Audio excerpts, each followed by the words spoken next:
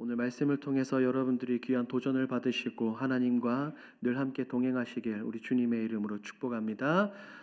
여러분도 혹시 사랑에 빠져보신 적이 있으십니까? 사랑에? 아마도 굉장히 많은 분들이 고개를 끄덕이실 거라고 생각을 합니다.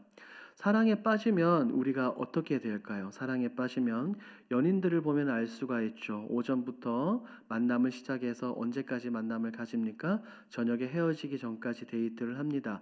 하루 종일 같이 있다가도 못내 헤어지기 아쉬워서 그 집 앞에서 차마 손을 뿌리치지 못하죠. 그래서 더 사랑하게 되면 헤어지기 싫어서 나중에는 무엇을 하게 됩니까? 결혼을 하게 됩니다. 결혼을 하게 되죠. 그래서 여러분들도 그렇게 결혼하신 것 아닙니까? 그렇게 결혼하셨더라고 저는 생각을 합니다. 결혼을 하면 어떻게 됩니까? 남성은 아내를 지켜줍니다. 아내도 남편을 도와 가정을 잘 지킵니다. 부부가 함께 협력하여 어떠한 어려움과 위험이 있다 하더라도 그것을 잘 헤쳐나가고 안정된 삶을 가정에 가져오려고 합니다. 아마도 많은 분들이 이런 경험을 하고 계셨고 현재도 그렇게 살고 있으리라라고 생각이 되어집니다. 그러면 다른 말로 이것을 우리가 사랑이다라고 한번 표현을 한번 해보죠. 이런 사랑은 단지 연인을 넘어 부부 관계를 넘어서 오늘 우리가 사모하는 우리가 들고 있는 하나님의 유일한 특별 계시인 성경에도 이것이 너무나도 명확하게 기록이 되어 있습니다. 하나님은 언제나 어느 때나 우리를 사랑하고 계시는 줄 믿습니다. 이 사실은 주님 다시 오실 때까지 변하지 않는 놀라운 사실입니다. 성경을 보니 하나님께서 사랑하는 백성들을 온갖 방법을 통해서 백성들에게 굉장히 많이 알려주십니다. 그 절정이 바로 신약시대에 예수 그리스도께서 십자가에 달려 돌아가신 것이죠. 하나님은 우리를 얼마나 사랑하시는지 가시적으로 예수님을 통해서 그것을 보여주셨습니다. 이와 같이 성경을 살펴보면 하나님의 놀라운 사랑이 너무나도 많이 등장을 하지만 오늘은 특별히 출애굽기에 나오는 이 성막을 통해서 우리가 함께 그 하나님의 놀라운 사랑을 나눠보려고 합니다. 우리가 성막에 대한 바른 이해가 너무나도 중요합니다. 왜냐하면 이 성막은 우리 기독교 신앙에 있어서 너무나도 중요한 위치를 가지고 있기 때문입니다. 우리가 단지 눈으로 보이는 이 성막이지만 이 성막은 장차 예수 그리스도의 성육신 임마누엘의 출발점이 바로 이 성막이기 때문입니다. 그래서 우리 예수님의 성육신과 이 임마누엘 우리와 함께 하시는 하나님에 대해서 분명하고 바르게 이해하기 위해 우리가 이 성막을 잘 알아야 합니다. 오늘 말씀을 통해 성막의 참된 의미를 깨달으시고 우리 이전보다 지금까지보다 더욱더 앞으로 하나님을 더욱더 사랑하시길 우리 주님의 이름으로 축복합니다. 아멘. 하나님께서는 이스라엘 백성들을 너무나도 사랑하셨습니다. 그래서 그들이 애굽에서 수백 년간 노예 생활을 할 때도 그들을 잊지 않고 끝까지 그들을 기억하셨죠. 출애굽기 1장 말씀을 보니까 그들의 고통 소리를 들으시고 그들의 조상들과 맺었던 언약을 기억하셨다라고 분명하게 나와 있습니다. 하나님은 그들 가운데 모세와 아론을 보내주셨죠. 모세와 아론을 통해 이스라엘 백성들이 출애굽을 하고 홍해를 건넌 이후에 광야길로 접어들게 됩니다. 3개월 동안 광야를 행진하다가 한 산에 머무르게 되는데 그 산이 어떤 산입니까? 바로 시내산이죠. 하나님은 모세를 시내산 정상으로 올라오라 그러시고 이스라엘 백성들과 언약을 맺으시며 출애굽의 분명한 목적을 그들에게 상기시켜 주셨습니다. 그것이 바로 출애굽기 19장에 나오는 본문입니다. 우리 19장 5절과 6절 우리 함께 읽도록 하겠습니다. 시작. 세계가 다 내게 속하였나니 너희가 내 말을 잘 듣고 내 언약을 지키면 너희가 내게 대하여 제사장 나라가 되며 거룩한 백성이 되리라. 너는 이 말을 이스라엘 자손에게 전할지니라. 지금 우리가 방금 읽은 이 출애굽기 19장 5절 6절 말씀이 하나님께서 이스라엘 백성들을 애굽에서 건져내신 출애굽의 분명한 목적입니다. 이스라엘 백성들은 하나님의 백성이 되고 하나님은 이스라엘 백성들의 하나님이 되는 것, 그것을 위해서 하나님은 이스라엘 백성들을 애굽에서 건지셨습니다. 하지만 이 말씀은 단지 시내산에서 출애굽기 19장에서 하나님께서 백성들에게 그냥 주셨던 것이 아닙니다. 백성들이 애굽에서 노예 생활을 할 때도 분명하게 하나님은 그렇게 말씀하셨어요. 내 백성, 나는 너희의 하나님이다라고 분명하게 말씀하셨죠. 그래서 말을 듣지 않는 이 바로 그리고 애굽을 심판하시기 위해서 10가지 재앙을 보여주셨는데 그 10가지 재앙 역시 이스라엘 백성들의 하나님의 백성이라는 사실을 분명하게 우리가 깨달을 수 있습니다. 하나님은 그렇게 말씀하신 거예요. 더 이상 여러분들이 이스라엘 백성들이 더 이상 애굽의 종노릇하지 말라는 것입니다. 이제는 애굽의 종살이에서 벗어나 이제는 나의 종, 즉 하나님의 종이 되기 위함이라는 것을 백성들에게 분명하게 말씀하셨어요. 우리 사랑하는 성도 여러분, 본질상 진노의 자녀였던 우리를 하나님께서 은혜 가운데 건져 주신 줄 믿습니다. 애굽이라는 죄악의 구렁텅이에서 세상에서 마귀에게 종노릇하고 있는 우리를 감히 하나님께서 불러주셔서 예수 그리스도의 보혈의 피로 우리를 구원해 주신 줄 믿습니다. 그렇기 때문에 우리가 십자가에 달려 돌아가신 예수님의 사역을 두 번째 출애굽 혹은 새 출애굽이다라고 우리가 그렇게 말하는 것입니다. 예수님의 십자가 이 보혈의 피를 통해 우리의 신분이 변화가 된 줄 믿습니다. 노예가 아니라 하나님의 자녀입니다. 하나님의 자녀. 이것은 지금 우리가 살펴보지 않았지만 잠시 읽었던 출애굽기 19장에 나오는 본문에 나오는 이스라엘 백성들과 동일합니다. 출애굽의 목적을 19장에서 분명하게 이스라엘 백성들에게 말씀해 주셨고 이후에 출애굽기 24장에서 하나님과 백성들은 피의 언약을 맺습니다. 언약을 다시 한 번 더 체결하는 것이죠. 하나님께서 모세를 통해 백성들에게 말씀을 전합니다. 너희는 내 언약을 지키라. 너희는 내 언약을 들으라 라고 말입니다. 그럴 때 모든 백성이 이렇게 한 목소리로 맹세했습니다. 우리가 말씀하신 것을 다 준행하겠습니다 라고 하나님 앞에서 분명하게 선언을 했습니다. 이 일 이후에 모세와 이스라엘 백성들의 대표 장로들이 산 중턱에 올라갑니다. 그리고 피를 뿌리며 맹세를 하게 됩니다. 그것이 바로 출애굽기 24장 8절입니다. 우리가 함께 읽도록 합니다. 시작. 모세가 그 피를 가지고 백성에게 뿌리며 이르되 이는 여호와께서 이 모든 말씀에 대하여 너희와 세우신 언약의 피니라. 바로 하나님께서 이 피를 뿌림으로 인해서 이스라엘 백성들과 무엇을 맺으셨다고요? 언약을 맺으셨습니다. 이스라엘 백성들은 하나님의 자녀가 되고 하나님은 이스라엘 백성들에게 하나님이 된다는 것입니다. 이 놀라운 피의 언약의 체결식을 하고 난 이후에 곧장 하나님께서 이스라엘 백성들에게 놀라운 것을 약속하고 선언하시는데 그것이 바로 이스라엘 백성들 가운데 성막을 건축할 것을 명령합니다. 시내산은 곧 성막의 새로운 모형입니다. 시내산과 성막은 다른 것이 아니라 같은 의미를 지니고 있고 더욱이 놀라운 거룩한 장소입니다. 한번 비교해 볼까요? 백성들은 시내산에선 총 3단계로 나눠서 하나님께 올라갔습니다. 산 정상에는 하나님이 임재하시죠. 그곳에는 누구밖에 올라가지 못합니까? 모세만 올라갈 수 있습니다. 산 중턱에는 이스라엘 백성들에게 대표인 제사장들과 장로들만 올라갈 수 있습니다. 마지막으로 세 번째로 이스라엘 백성들은 산 길석에서 그냥 거주하고 있습니다. 함부로 시내산에 올라갈 수가 없죠. 이것을 성막으로 한번 생각해 봅시다. 성막, 그 거룩한 성막 제일 깊숙한 곳 언약궤가 있는 장소가 어디입니까? 지성소입니다. 지성소에는 누구밖에 들어갈 수 없죠? 대제사장만 1년에 한 번밖에 들어갈 수 없습니다. 그리고 그 밖에 있는 성소에는 누가 들어갈 수 있죠? 제사장들만 들어갈 수 있습니다. 거기에서 하나님께 분향을 하고 거기에 보면 떡도 있습니다. 두 번째죠. 그러면 이스라엘 백성들은 어디까지 나아갈 수 있습니까? 이 성막들의 제물을 가지고 그렇게 나아갈 수 있습니다. 여러분 그림이 그려지십니까? 시내산 정상과 중턱과 산기슭, 지성소와 성소와 마당뜰 동일한 의미를 가지고 있습니다. 그런데 이게 왜 성막이 너무나도 중요하냐면 이스라엘 백성들이 시내산에 있을 때에는 하나님께 나아갈 수 있었어요? 없었어요? 없었습니다. 거룩하신 하나님께 감히 나아갈 수 없었습니다. 하나님께 나아가면 어떻게 됩니까?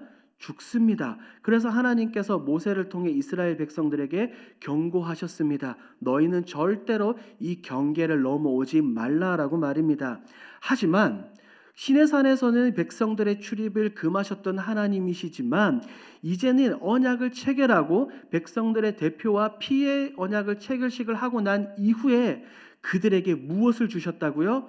성막을 건축할 것을 분명하게 말씀하셨습니다. 출애굽기 25장 8절을 우리가 함께 읽도록 합니다. 시작. 내가 하나님이 말씀하십니다. 내가 하나님이 그들 중에 거할 성소를 그들이 나를 위하여 짓되. 하나님께서 말씀하시죠. 이제 백성들의 어디 가운데 거하시겠다라고 말씀하십니까? 백성들의 가운데 내가 함께 하겠다라고 말합니다. 여기에서 거하다라는 히브리어 단어는 샤칸이라는 단어입니다. 이 의미가 재미있어요. 이것은 자리 잡고 영구히 머무른다라는 의미입니다. 이전에는 백성들은 하나님께 감히 나아갈 수도 없었어요. 그런데 이제는 그 거룩하고 전능하신 하나님께서 친히 어떻게 하시는 거예요? 백성들 가운데 영원히 거하시겠다고 분명하게 약속하고 계십니다. 우리 사랑하는 여러분, 하나님께서 친히 이것을 말씀해 주신 줄 믿습니다. 내가 너희와 함께 거하겠다. 내가 친히 그곳에 임재하겠다. 내가 너희와 동행하겠다라고 우리 하나님께서 분명하게 선언하셨습니다. 우리는 기억을 해야 합니다. 죄로 인해서 우리는 감히 하나님께 나아갈 수 없던 존재입니다. 거룩하신 하나님은 죄와 구별되시는 분이기 때문에 죄인인 우리가 감히 하나님께 나아갈 수 없었죠. 그런데 하나님께서 친히 우리 가운데, 우리의 삶의 현장 가운데 친히 거하시고 임재하시고 영구히 우리와 함께 하시다고 말씀하시는데 이것이 하나님의 큰 은혜이고 선물인 줄 믿습니다. 이것보다 더 큰 은혜이고 선물은 없습니다. 그러므로 성막은 하나님의 임재의 장소이고 백성들은 하나님과 교제를 나누는 은혜의 장소입니다. 우리는 성경의 사실을 통해서 성경을 통해서 이 사실을 너무나도 명확하게 잘 알 수 있죠. 창세기를 보면 에덴 동산에서 아담과 하와가 범죄함으로 인해 그들이 어떻게 됩니까? 에덴 동산에서 쫓겨납니다. 하나님과의 관계가 단절되고 영적으로 완전히 죽어버렸어요. 그래서 더 이상 그들은 하나님께 가까이 나아갈 수 없었습니다. 하지만 하나님께서 이스라엘 백성들과 이 시내산에서 언약을 맺으시고 성막을 건축하게 하심으로 인해 깨어지고 부서졌던 하나님과의 그 영적인 관계가 이제 성막을 통해서 어떻게 되고 있는 거예요? 조금씩 점차 회복되어지고 있습니다. 그렇기 때문에 우리가 이 성막을 바라볼 때 이 성막이 너무나도 영광스럽고 하나님의 은혜의 상징의 건축물이라는 것을 우리는 반드시 기억을 해야 합니다.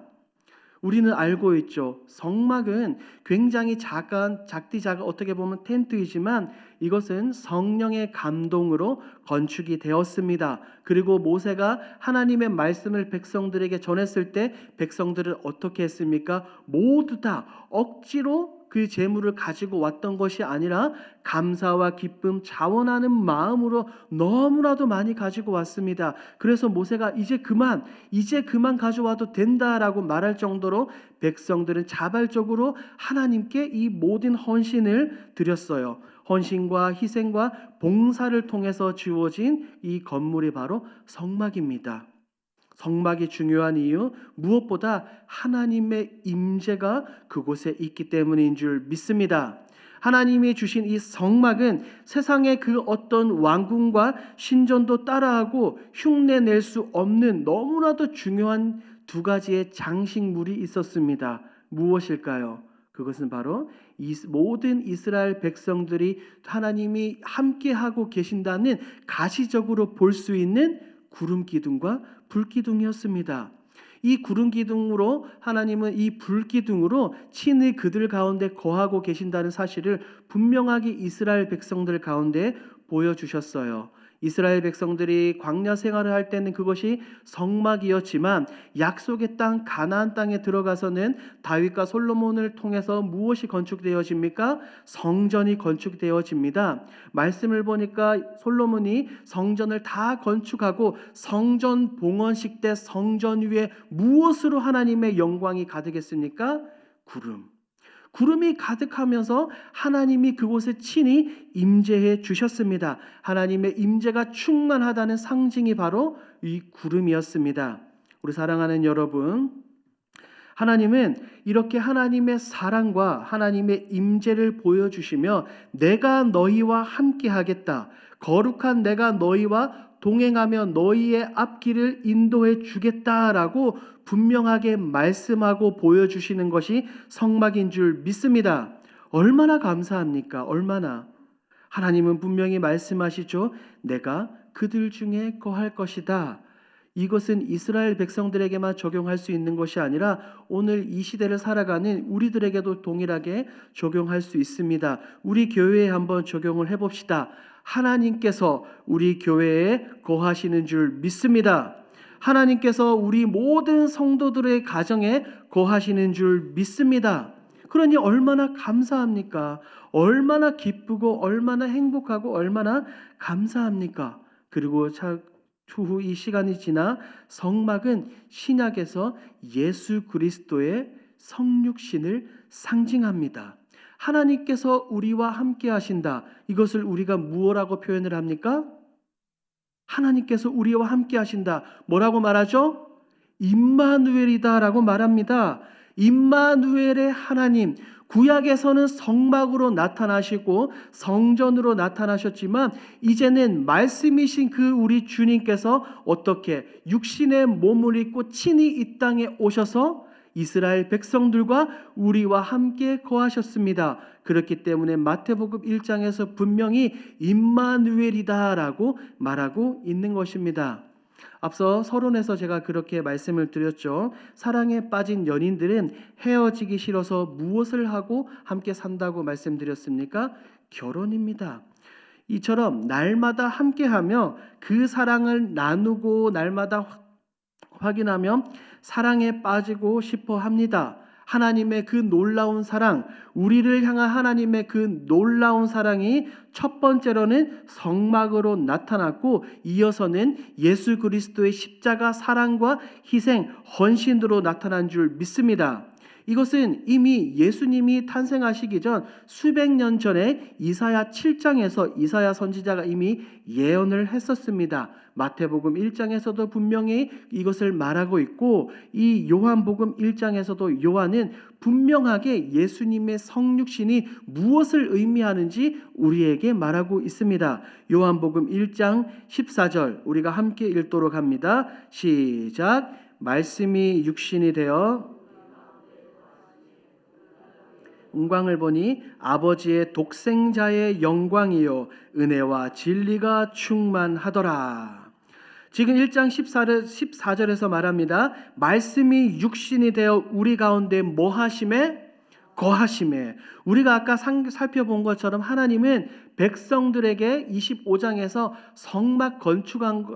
성막을 건축할 것을 명령하십니다. 그때 사용된 단어가 거하다라는 단어라고 제가 분명하게 말씀을 드렸어요. 우리 사랑하는 여러분, 저는 우리 교회가 이렇게 하나님의 임재로 날마다 충만한 교회가 되길 우리 주님의 이름으로 축복합니다.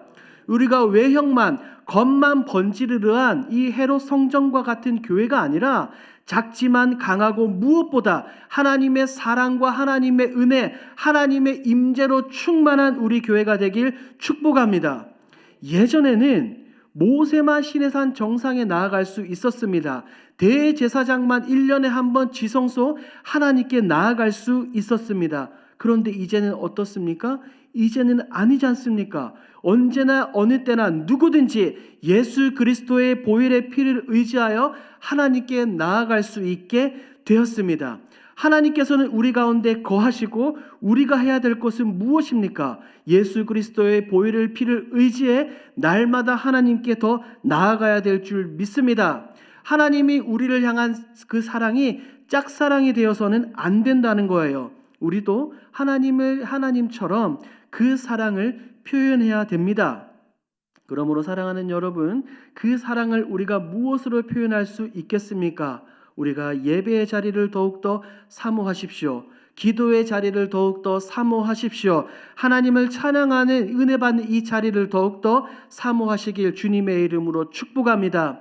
사랑한다면 더 가까워져야 합니다. 사랑한다면 더 애쓰고 힘써야 합니다. 사랑한다면 그 사랑을 더욱더 표현해야 합니다. 다른 것이 아니라 예배와 기도, 찬양을 통해서 그것을 표현하면 더욱더 좋을 줄 믿습니다. 그렇게 표현하면 나아갈 때 임마누엘의 하나님이 다른 사람의 하나님이 아니라 곧 오늘 이 시간 누구의 하나님이 되는 것입니까? 나의 하나님이 되어질 줄 믿습니다. 교회는 건물의 어떠한 화려함으로 가득 차기보다 우리의 기도와 우리의 찬양과 우리의 예배로 가득 차야 될 줄 믿습니다. 건물이 아름다운 교회보다는 성도가 더욱더 아름다운 교회가 진정한 교회인 줄 믿습니다. 전에 우리 길동교회를 위해서 기도할 때 날마다 우리의 모든 예배 가운데 하나님의 임재로 충만하고 말씀이 충만하며 기도 소리가 끊이지 않고 찬양이 끊이지 않는 그런 교회가 되길 주님의 이름으로 축복합니다. 성막과 성전 가운데 구름 기둥으로 불 기둥으로 임재하셨고 백성들의 삶을 인도하셨던 그 하나님께서 오늘 이 시간부터 아니 주님 다시 오실 때까지 우리 길동교회를 성령의 불로써 우리를 인도해 주실 줄 믿습니다. 이런 믿음을 가지시고 하나님의 임재, 성막, 예수 그리스도의 십자가를 더욱더 바라보고 사랑하시고 붙드시는 저와 여러분들이 되길 주님의 이름으로 축복합니다. 아멘.